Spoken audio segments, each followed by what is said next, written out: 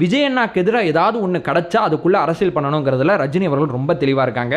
கரூர் விஷயத்தில் 10 நிமிஷம் கழிச்சு, அதாவது அந்த சினாரியோ வந்தோன்னே ட்வீட் போட்டார். மற்ற எந்த நிகழ்வுக்கும் அவர் ட்வீட் போடல. நல்லா கவனிச்சு பார்த்தீங்கன்னா தெரியும். அதே மாதிரி இன்னைக்கு ஒரு அறிக்கை வெளியிட்டிருக்காருல்ல, இந்த அறிக்கையில் இருக்கிற முக்காவாசி பேர் ரஜினி அவர்கள் அரசியலுக்கு வர்றேன் அப்படின்னு சொல்லும் போது இப்போ ஆதவர்ஜுனா அவர்கள் சொன்னதோட மிக கடுமையாக திட்டினவங்க தான். அதில் பார்த்தீங்கன்னா திருமாவளவன் பேர் இருக்குது. இன்னொன்று பார்த்தீங்கன்னா சீமானன் பேர்லாம் ஏன் சேர்க்காம விட்டான்னு தெரியல. ஏன்னா இப்போலாம் அவங்க ஆதரவு தெரிவிச்சுக்கிட்டு இருக்காங்க. சீமானண்ணே, சாட்டை துரைமுருகன்லாம் அவங்களாம் விமர்சிக்காதவரோடலாம் ஆதவர்ஜுனா அவர்கள் விமர்சிச்சிடாரு அப்படிலாம் நமக்கு தெரியல.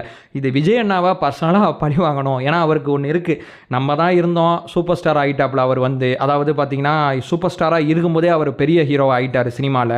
நம்ம அரசியலுக்கு வரோம்னு சொன்னோம், நம்ம வர வேணான்னு முடிவு எடுத்துட்டோம். ஆனால் விஜய் அண்ணா பார்த்தீங்கன்னா அரசியலுக்கு வந்துட்டாப்புல. ஸோ விஜய் வந்து நம்மளை ஒவ்வொரு இடத்துலையுமே ஓவர் கம் பட்டு போயிட்டாப்புல. அப்போ விஜய் அவர்களோட அந்த விஷயத்தில் ஒரு சின்ன ஈகோ அவருக்கு இருக்குது. அந்த ஈகோவை தான் இந்த அறிக்கையில் காமிச்சிருக்காரு. இன்னொன்று ஒரு விஷயம் சொல்கிறேன், பேசி 5 நாளுக்கு அப்புறம் அறிக்கை